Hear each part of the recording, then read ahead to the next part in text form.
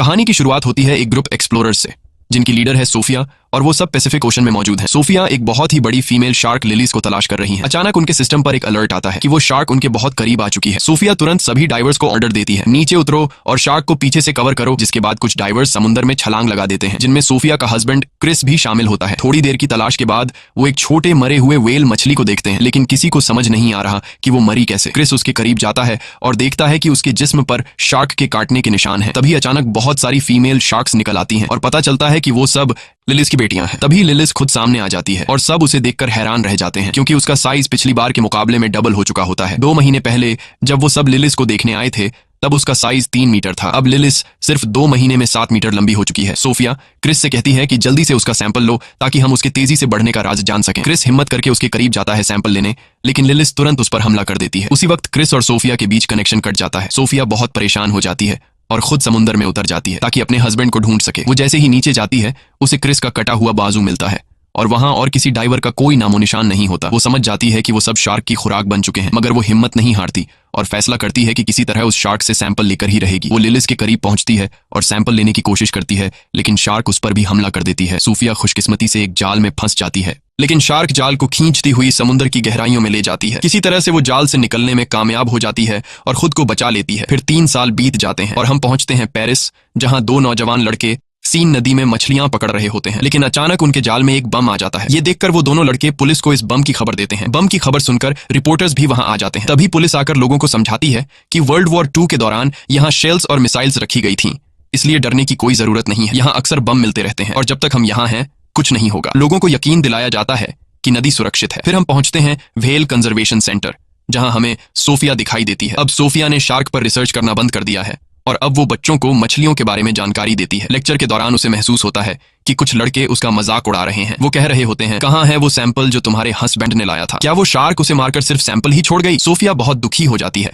और लेक्चर छोड़कर बाहर निकल जाती है। तभी एक लड़की नोरा उसे रोकती है और कहती है, मैं तुम्हारी सबसे बड़ी फैन हूँ, मैं तुम्हारे सारे रिसर्चेस को फॉलो करती हूँ, खासकर शार्क वाले। सोफिया कहती है, मैंने वो सब रिसर्च उसी दिन छोड़ दिए थे जब मेरे हस्बैंड की मौत हुई।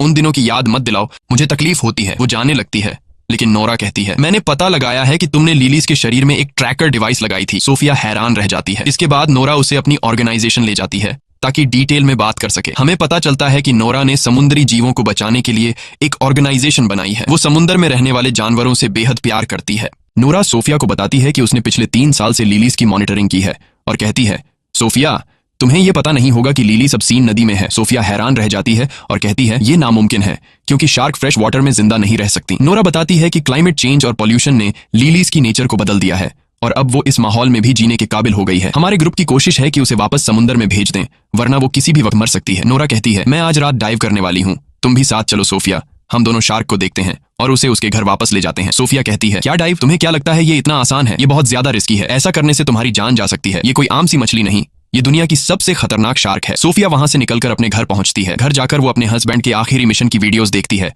और वो रो पड़ती है, क्योंकि उसी ने अपनी टीम से कहा था कि वो इस मिशन में उनके साथ है। वो गिल्टी फील कर रही होती है क्योंकि वो सब उसकी वजह से मारे गए। दूसरी तरफ हम देखते हैं कि नोरा अपनी दोस्त बिन के साथ सीन नदी में एक बोट पर होती है। नोरा कहती है, क्या तू मेरे साथ नहीं उतरेगी? बिन पानी में उतरने से इनकार कर देती है और कहती है, तू जा, मैं यहाँ तेरा ध्यान रखती हूँ। नोरा अकेले ही पानी में उतरती है और लिलीज को हर जगह ढूंढती है। दूसरी ओर सोफिया सिस्टम में लिलीज की मूवमेंट्स ट्रैक कर रही होती है।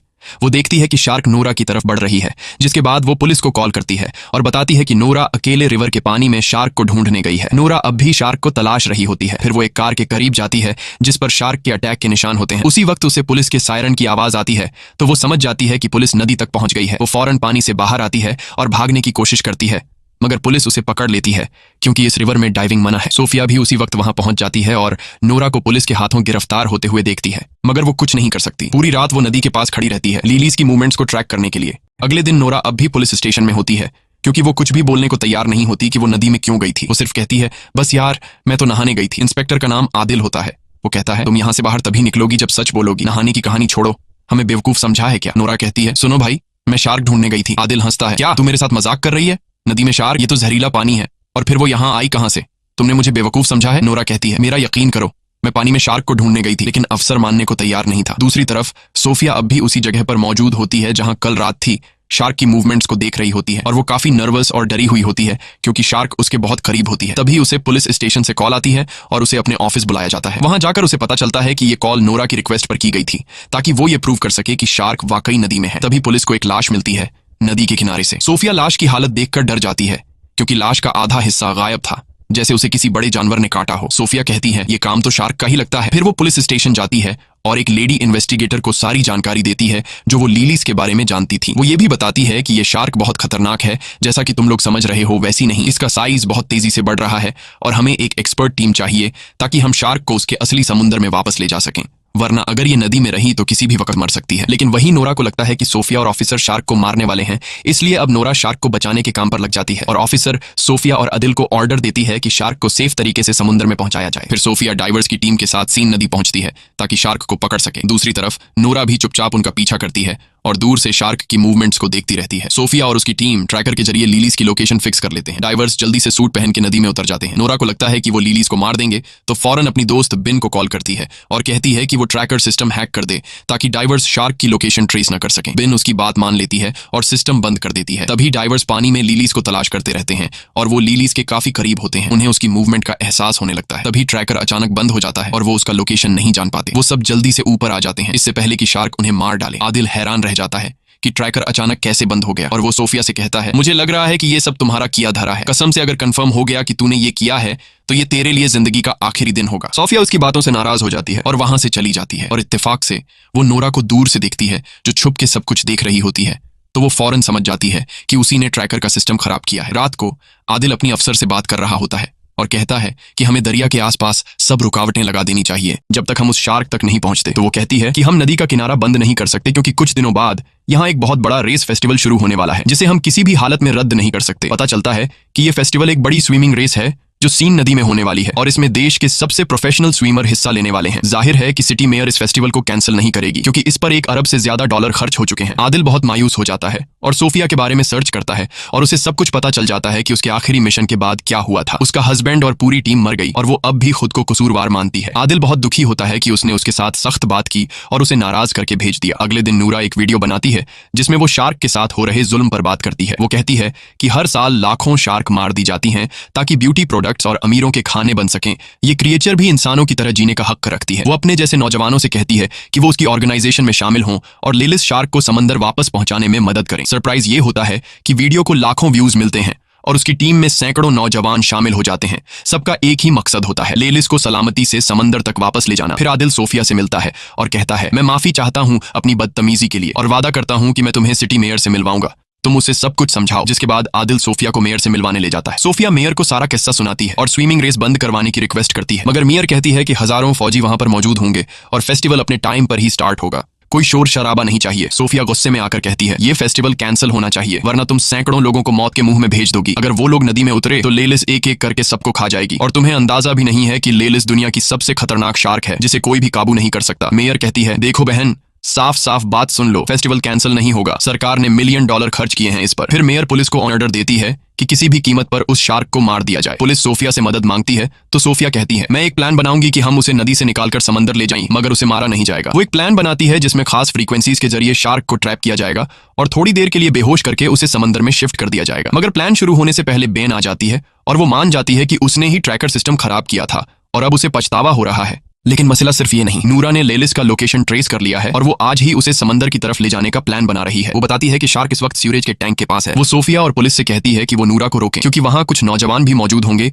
जो नूरा को सपोर्ट करने आए हैं और वो जगह बहुत खतरनाक है क्योंकि वो सीवरेज एरिया बहुत तंग है। सोफिया कहती है अच्छा हुआ तुमने हमें ये बताया और वो यकीन दिलाती है कि वो अपनी दोस्त को बचाएंगी। रात को हम देखते हैं कि नूरा, बेन और ऑर्गेनाइजेशन के बाकी लोग सीवरेज एरिया में पहुंच चुके हैं और मिशन के लिए तैयार हो रहे हैं। बेन थोड़ी नर्वस लग रही होती है जैसे कुछ छुपा रही हो, मगर वो कहती है मैं बस तुम्हारे लिए परेशान हूं। फिर नूरा पानी में उतरती है ये साबित करने के लिए कि शार्क इंसानों के लिए खतरनाक नहीं होती। अब वो लेलिस का इंतजार करने लगती है। उसी वक्त सोफिया, आदिल और पुलिस वहां पहुंच जाते हैं और उससे कहते हैं फौरन पानी से बाहर आओ, मगर वो लड़की जिद करती है कि वो मिशन पूरा करेगी। सोफिया उस पर चिल्लाती है जो तुम कर रही हो वो गलत है, ये शार्क तुम्हारी सोच से भी बड़ी है, वो तुम्हारा सोनार डिवाइस और तुम्हें जिंदा खा जाएगी। इसी वक्त नूरा के पास एक शार्क नजर आती है। सोफिया फौरन समझ जाती है कि ये छोटी शार्क लेलिस की बेटी है, लेकिन नूरा बहुत एक्साइटेड होती है और शार्क के करीब जाती है और उसे छूने लगती है ताकि सोनार डिवाइस से उसका पता लगा सके। तभी अचानक आदिल पानी में छलांग लगा देता है ताकि नूरा को बचा सके, लेकिन अचानक शार्क गुस्से में आ जाती है और नूरा पर हमला कर देती है और उसे निगल जाती है। उसी समय पूरे इलाके में हलचल मच जाती है और सभी नौजवान डर के मारे वहां से भागते हैं और उनका जो फालतू सा प्लान था शार्क्स को बचाने का वो इन्हें ले डूबता है। अब हर एक बंदा खुद को बचाने की कोशिश में लगा हुआ था, लेकिन बदकिस्मती से जगह तंग होती है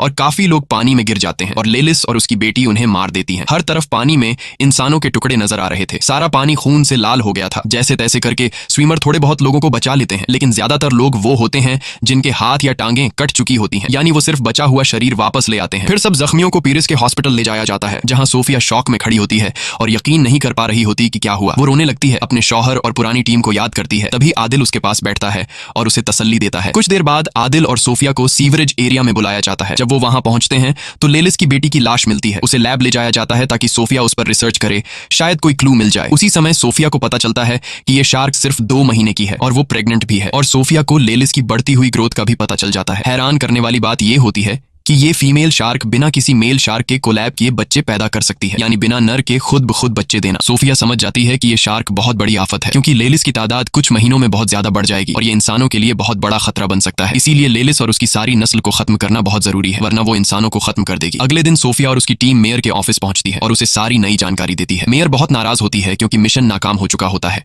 और स्विमिंग फेस्टिवल स्टार्ट होने में सिर्फ कुछ ही घंटे बाकी होते हैं। वो कहती है कि किसी भी तरह इस शार्क को मारो। सोफिया उस पर गुस्सा करती है और कहती है, तुम्हारे लिए पैसे ज्यादा अहम हैं या लोगों की जाने? मेयर गुस्से में कहती है, बाहर निकलो यहाँ से। और फिर वो फैसला करती है कि शार्क को मारने की जिम्मेदारी अब फौज को दी जाएगी। फिर सोफिया और आदिल कैफे में बैठे बात कर रहे होते हैं। सोफिया कहती है, अगर फेस्टिवल को ना कैंसिल किया गया तो बहुत बड़ी तबाही हो जाएगी, क्योंकि मेयर पैसों की भूखी है और मुकाबला हर हाल में कराएगी। आदिल कहता है, चलो मिल के दुनिया बचाते हैं। वो दोनों प्लान बनाते हैं कि वो मेयर के बिना शार्क्स को मारेंगे। फिर आदिल अपने दोस्तों से बात करता है और उनसे मदद मांगता है। सब दोस्त राजी हो जाते हैं और एक टीम बनाते हैं। पहला काम ये होता है कि 2 बम एक्सपर्ट्स को बुलाया जाए ताकि वो पानी में डायनामाइट लगाए और उसी से लेलिस को मारा जाए। फेस्टिवल के दिन सोफिया, आदिल और पूरी टीम नदी में गोता लगाती है और शार्क्स की तरफ बढ़ते हैं ताकि बम खास उनके घर में लगा दें। उधर मेयर मेला ओपन कर रही होती है। उसे कुछ भी पता नहीं होता आदिल और सोफिया के प्लान का। फौज भी अपनी बोट्स में तैयार बैठी होती है किसी भी हमले के लिए। सोफिया की टीम शार्क के में जगह तक पहुंच जाती है और वो वहां हजारों शार्क मछलियां देखती है। सोफिया अपनी टीम को कहती है कि रुक जाए, क्योंकि शार्क इंसानी हरकत से खतरा महसूस करती है। दूसरी तरफ मेला शुरू हो जाता है और स्विमर पानी में कूद जाते हैं। सोफिया और उसकी टीम शार्क्स के बीच बम लगा देती है और जैसे ही काम खत्म होता है